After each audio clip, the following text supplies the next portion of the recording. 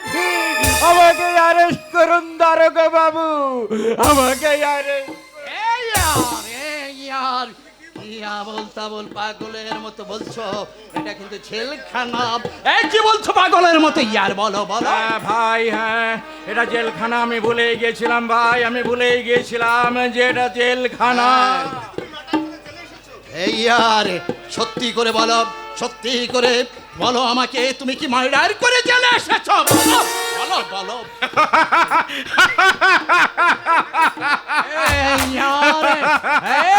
তুমি হাসছো কেন ইয়ার? বলো, সত্যি করে বলো।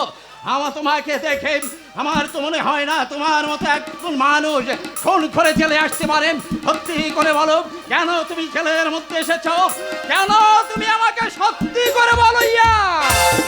শুনবে ভাই, কেন আমি জেলে এলাম? শুনবে শুনবে ভাই, মালিনী চকের হতভাগ্য এই গৌতম সেনের জীবনের করুণ কাহিনী। শুনবে দুটো তাজা গোলাপের অকালে ঝরে যাওয়ার কাহিনী।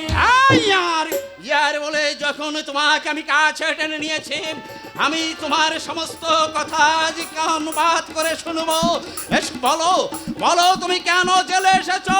সত্য ঘটনা তুমি আমার কাছে পরিষ্কার করে বলো। শোনো শোনো সেই কাহিনী।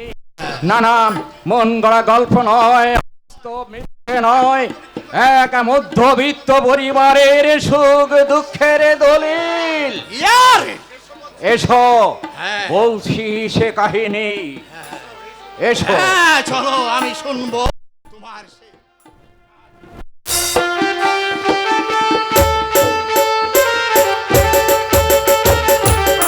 সম্মানিত উপস্থিতি, আপনারা উপভোগ করছেন দীপালোক নাট্য সংস্থার বিশেষ পরিবেশনা যাত্রাপালা জেল থেকে বলছি। এবার